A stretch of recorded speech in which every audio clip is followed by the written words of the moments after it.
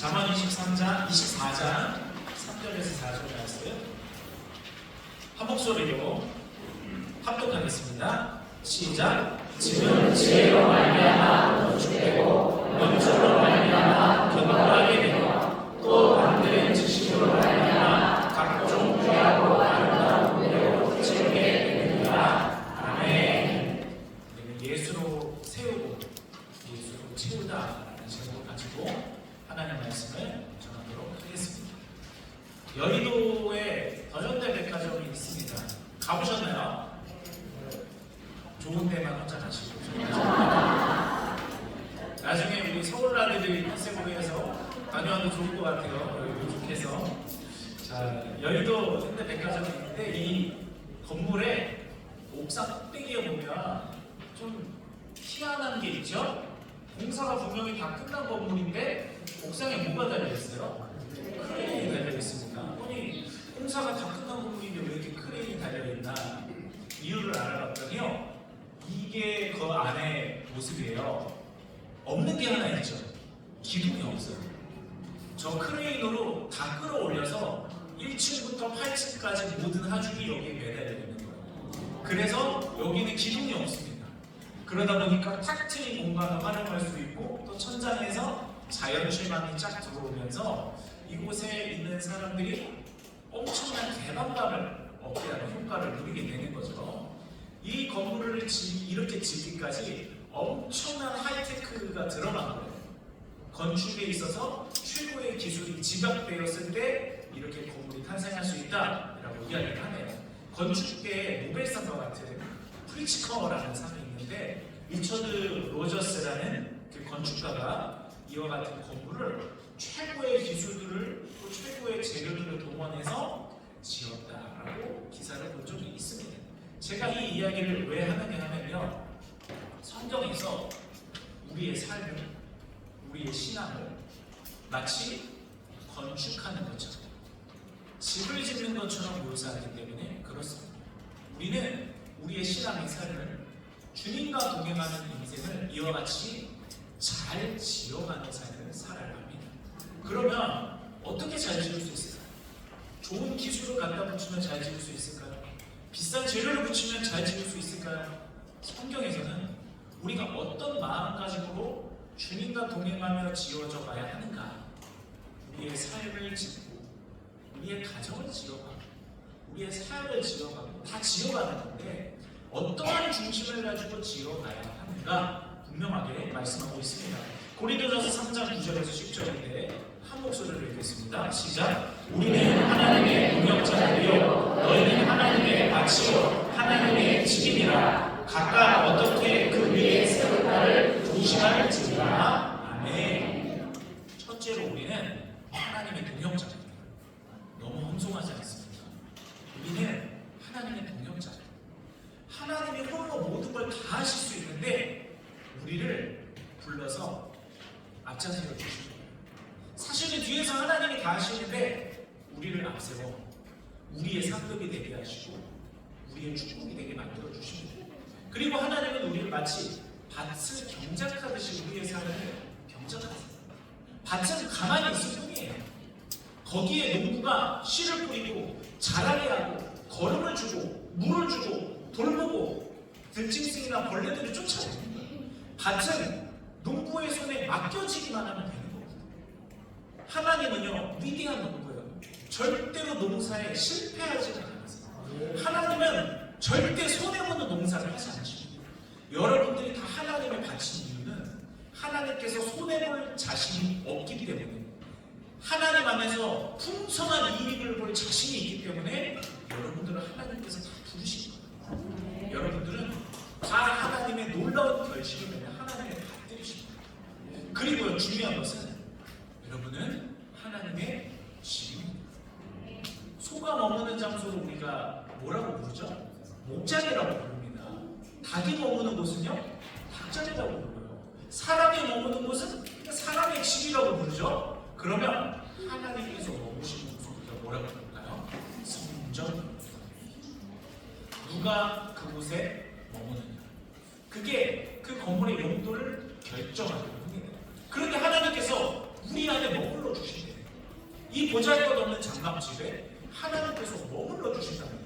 그러므로 우리는 하나님께서 거하실 만하게 위대한 존재이기 때문에 하나님이 거하시는 게 아니라 부족하고 연약하지만 하나님이 우리 안에서 살아주시기 때문에 우리는 하나님의 성전이 될 수 있습니다. 그러므로 하나님의 성전인 우리는 그저 하나님이 내 안에 와주셔서 함께 사신다, 그냥 그렇게만 생각하고 끝나는 것이 아니라, 그렇다면 하나님께서 우리 안에 와주셔서 같이 살아주신다면 우리는 어떻게 우리의 성전을 갖고 나가느냐, 하나님과 같이 살아가는 이 영적인 공간은, 이 영적인 삶의 터전을 우리는 어떻게 지어야 할 것인가, 그것에 관해서 우리는 관심을 갖고 지어야 하는 것이 우리의 의무인 줄로 믿습니다. 자, 그러면 진짜 건축을 하는 것처럼 3단계로 나눠서 살펴보려고 해요. 첫째로 기초를 놓고요, 그 다음에 건축을 하고요, 그 다음에 안에 인테리어를 하죠.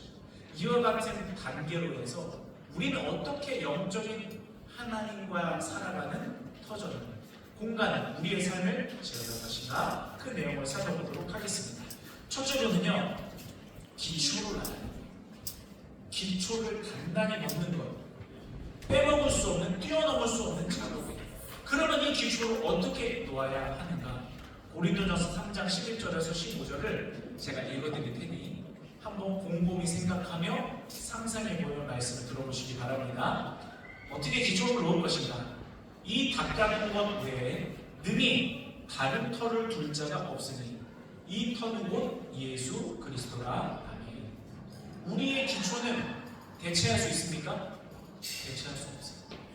다른 어떤 것으로도 대체할 수 없습니다. 오직 예수 그리스도, 그 터 위에 쌓아가야 되는 거예요. 만약 누구든지 금이나 은이나 보석이나 나무나 풀이나 지프로 이 터 위에 세우면, 각자 마음에 드는 것으로 각자 좋아 보이는 것을 가져다가 그냥 세우면 예수님의 터 위가 아니라, 각 사람의 공적이 나타날 때에 그날의 공적을 밝히니 이는 불로 나타내고 그 불이 각 사람의 공적이 어떠한 것을 시험할 것입니다. 만약 누구든지 그 위에 세운 공적이 그대로 있으면 상을 받고 누구든지 그 공적이 불타면 해를 받으리니 그러나 자신의 구원을 받되 불 가운데서 받은 것 같으리라. 아멘. 다른 터를 시작할 수는 없어요. 예수 그리스도의 터 위에 시작을 해야 합니다. 자, 그 터 위에 사람들이 금이나 은이나 보석이나 나무나 풀이나 짚이나 이런 것들을 가지고 옵니다. 내 삶에 하나님께 드릴 만한 것들, 내 삶에 열심히 살아오면서 뿌려온 것들, 쌓아온 것들, 그것들을 예수님의 터 위에 쌓아놓는 거예요. 그러나 그 터 위에서 불로 인해, 마지막 날에 불의 심판으로 인해서 그 모든 것들이 다 진짜인지 가짜인지 판가름을 받게 됩니다. 불로 태워보는 거예요. 그랬을 때 하나님께서 인정하시는 것들은 남고 하나님께서 인정하지 않는 것들은 다 타서 없어집니다. 불 가운데 받는 구원이다, 우리 이런 말 많이 들어보지 않으셨습니까? 그게 그런 뜻이에요. 어떤 사람은 태산같이 많은 것을 가지고 왔는데 불에 다 타버려 없어요. 심판의 불에 다 타서 남은 것이 하나도 없습니다. 겨우 구원만 받을 뿐이에요. 아무 상급 없이 다 타버렸기 때문에 내가 일생 동안 쌓아온 공적들이 하나님께서 이것은 인정할 만한 것이 아니다 했기 때문에 다 없어지고 겨우 구원만 받는 거예요. 반면에 어떤 사람은 태산과 같이 많은 것을 가져오지 못했을지라도 하나님 앞에 가지고 온 것이 심판의 불을 맞이했을 때 타서 없어지지 않습니다. 하나님께서 인정할 때 진짜라는 거예요. 그 사람은 그것을 영원히 그 사람의 상급으로 구원과 함께 가지고 가는 겁니다. 이것이 어떤 터 위에 이루어지니까 예수 그리스도를 믿는 믿음의 터 위에서 이 모든 것이 이루어지는 거예요. 우리의 터는 다른 것으로 대체될 수가 없습니다. 다른 어떤 터는 하나님께서 인정하지 않아요.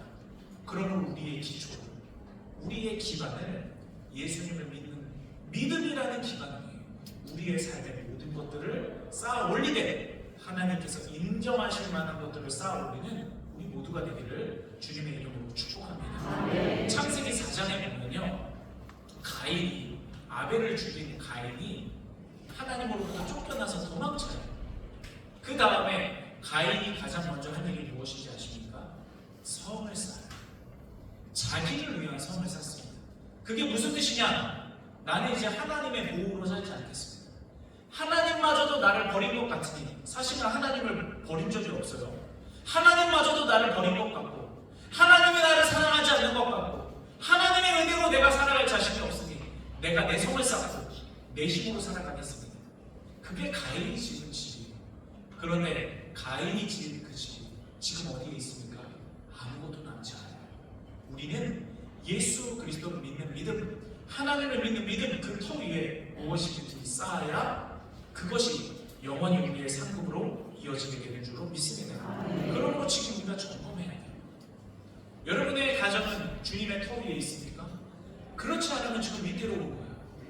여러분의 삶은 하나님을 믿는 믿음 위에 있습니까? 아니면 나 자신을 믿는 믿음 위에 있습니까? 아니면 어떤 사람을 믿는 믿음 위에 있습니까? 아니면 여러분의 다른 어떤 믿을 만한 구석 위에 여러분의 것을 올려두었습니까? 지금 점검해 보시기 바랍니다. 오직 우리의 삶의 모든 것은 예수님의 믿음의 반석 위에, 터 위에 쌓아줘야만 그것이 온전할 수 있습니다. 누구도 흔들 수 없게 되는 줄 믿습니다. 우리 건축할 때 기초가 잘못되면 다시 그 건물을 무너뜨리고 기초를 쌓는 방법밖에 없어요. 그런데 신앙생활은 다릅니다. 우리의 기초가 지금까지 잘못된 기초였을지라도 우리는 그것을 한 번에 떠서 예수님의 믿음 위에 올려놓을 수 있습니다. 다 무너뜨릴 필요 없어요. 다 모두 다 부정할 필요는 없어요. 주님을 믿는 믿음 안에 다시 올려놓고 다시 재해석하면 되는 겁니다. 여러분의 삶의 모든 것이 지금 믿음 위에 있는가? 예수님을 믿는 믿음 위에 있는가? 점검해 보시고 여러분의 삶에 있는 모든 것을 다 떠서 주님을 믿는 믿음의 반석 위에 놓으시기 주님의 이름으로 축복합니다. 그리고 여러분 삶 가운데 구원해야 될 사람이 있을 거예요. 그 사람의 이름을 예수님의 반석 위에 올려놓으시고 기도하십시오. 하나님께서 우리의 기도를 들으시고 구원받아야 될 그 사람을 이끌어 예수님의 그 반석 위에 강권적인 은혜로 끌어다 놓으실 줄 믿습니다. 자, 이와 같이 첫째로 우리는 기초를 쌓아야 됩니다.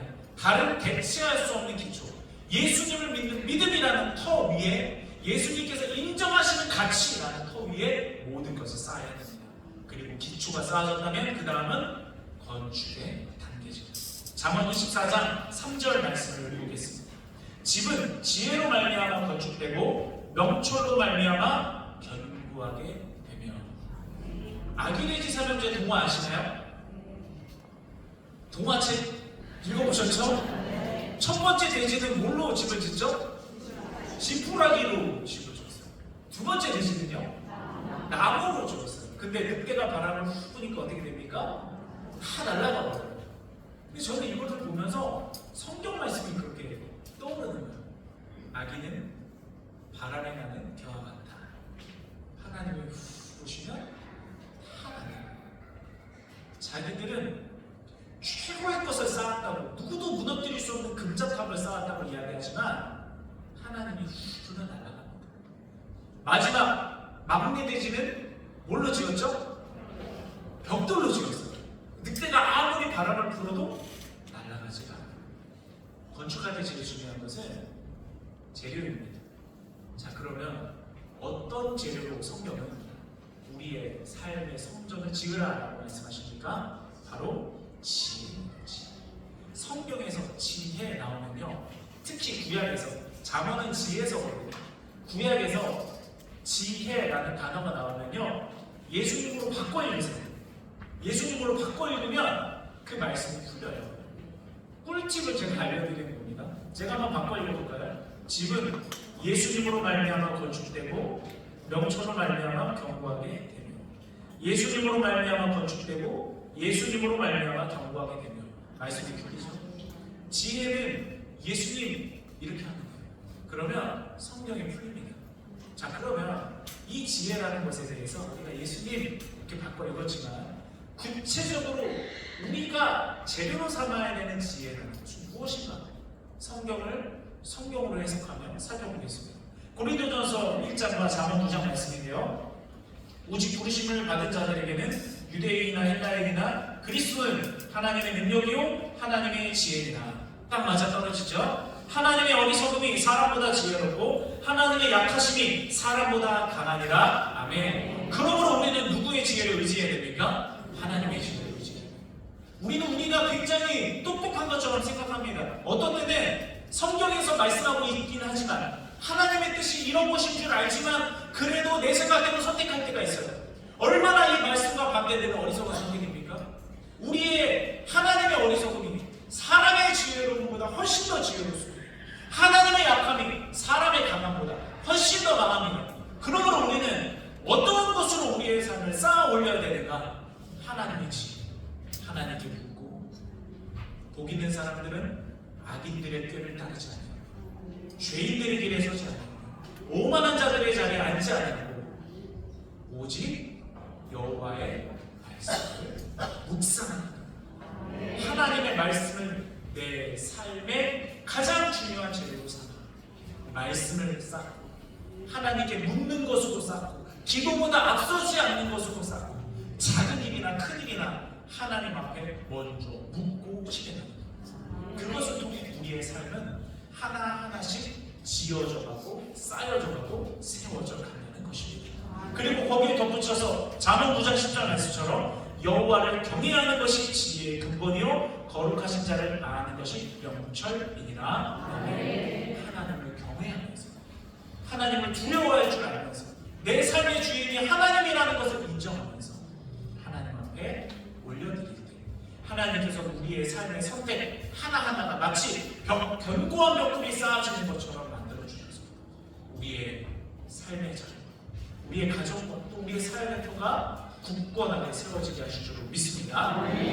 건물의 진가는 언제 나타나느냐면 시간이 지날 때 나타납니다. 날림으로 지은 건물은요 딱 지었을 때는 그럴듯해요. 번듯합니다. 그런데 시간이 지나면요 후줄근해지고 안에 곰팡이가 일어나고 그리고 점점 더 건물에 벽이 생기고 얼마 지나지 않아서 물이 새고 바람이 불 때 막 흔들리고 날림으로 지은 건물은요 제대로 짓지 않은 건물은 이와 같이 시간이 지날수록 후패해져 가요. 그런데 잘 지은 건물은요 시간이 지날수록 고풍스러워져요. 시간이 지날수록 가치가 올라갑니다.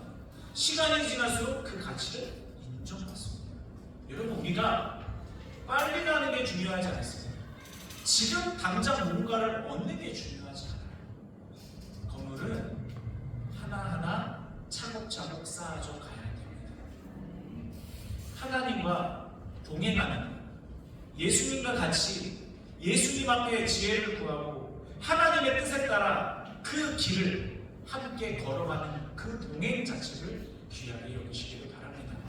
어떤 결과물이 있고 없고에 따라서 우리 인생이 값지고 또한 그렇지 않고 그게 결정되는 게 아니라 결과만을 바라보고 어떤 목적만을 바라보고 나아가는 게 아니라 지금 내가 주님과 같이 걸어져 가고 지금 내가 같이 주님으로 인해 지어져 가는 그 과정 자체를 중요하게 여기시기 바랍니다.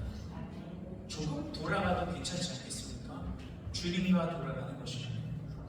지금 당장 조금은 손해보는 것 같지 않아도 지금 당장 이게 대박인데 지금 당장 그 대박을 놓치더라도 주님께서 옳다라는 길로 같이 걸어가는 게 더 좋지 않겠습니까?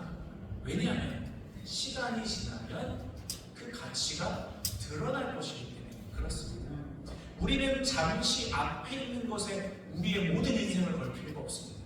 주님과 동행하며 주님이 예비해 놓으신 은혜를 우리의 삶 가운데 얻는 것이 중요합니다.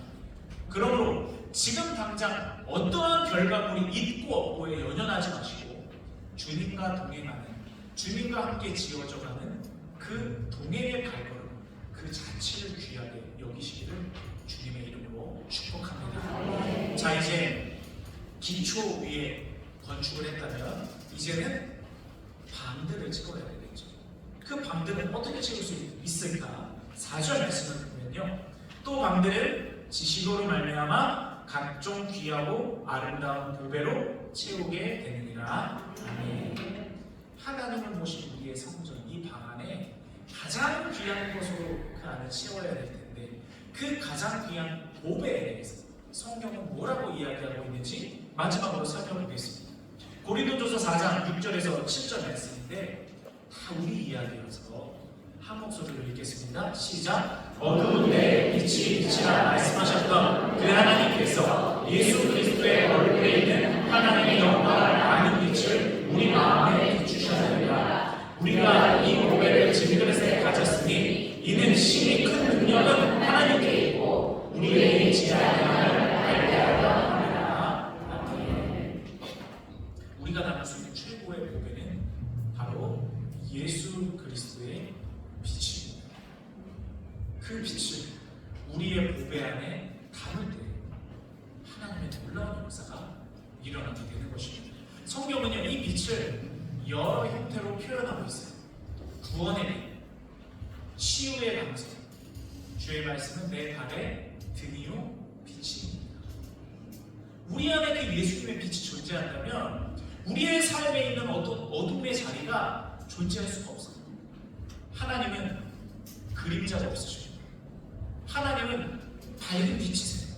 그러므로 우리 안에 있는 어떤 어두움조차도 밝혀내실 수 있는 분이 우리 하나님이신 줄 믿습니다. 치유가 필요한 것은 치유, 구원이 필요한 것은 구원, 해결이 필요한 것은 해결, 인도함이 필요한 것에는 하나님의 등불과 같은 인도하십니다. 그 빛을 풀고 그 빛으로 여러분의 그 성전의 방을 믿음으로 채우시고 주님의 이름으로 축복합니다. 제가 마당에서 자녀들을 위해 기도하면서 꼭 하는 기도가 있습니다. 하나님, 이 자녀가 자기 스스로 빛나는 것은 물론 세상을 비출 줄 아는 자녀가 되게 하여 주옵소서. 이렇게 기도합니다. 이 세상은요, 자기만 빛나라고 가르쳐요. 내가 이 사람보다 빛나야 가치 있다고 얘기해요. 내가 더 빛나서 이 사람의 빛을 삼켜야만 내가 더 가치 있는 인생이라고 세상은 이야기합니다. 그러나 우리 그리스도인의 빛은 그렇지 않아요. 내가 빛남을 통해 이 사람도 빛나게 해줘요. 내가 빛남을 통해 어두운 곳을 비춰줘요. 내가 빛남을 통해 어두운 가운데 빠져있는 한 사람을 비춰줘요. 그래서 그 사람도 빛 가운데로 나올 수 있게 해줘요. 우리가 질그릇과 같이 때로는 보잘것없는 사람들이지만 이 예수의 빛을 품을 때 우리도 빛나거니와 우리가 하나님의 빛을 비추어줘서 우리도 물론 세상의 어두움을 없애주는 하나님의 빛의 자녀가 되기를 주님의 이름으로 축복합니다. 말씀을 결론 맺겠습니다. 결국에는 예수님이라는 기초, 예수님의 지혜로 세우고 예수님의 빛으로 치고 그것이 우리의 삶의 걸음이고 방법인 줄로 믿습니다. 우리는 그렇게 지어져 가고 있습니까? 우리는 그렇게 세워져 가고 있습니까? 늦지 않았습니다. 오늘 우리의 성전, 오늘 우리의 삶의 자리를 점검할 수 있기를 원합니다. 예수님의 보혈로 인하여서 금간 곳은 다 메꿔지고 흔들리는 곳은 든든하게 세워지고 바닥에 금이 간 곳은 모두 다 주님께서 떠서 예수님의 반석 위에 올려놔 주실 줄로 믿습니다. 그래서 우리 모두 주님의 은혜로 날마다 튼튼해져 가고 세워져 가고 채워져 가는 나와 우리의 가정과 우리의 삶과 우리의 모든 사역의 부부들이 되기를 주님의 이름으로 축복합니다. 네, 우리 그것을 기억하며 함께 찬양하는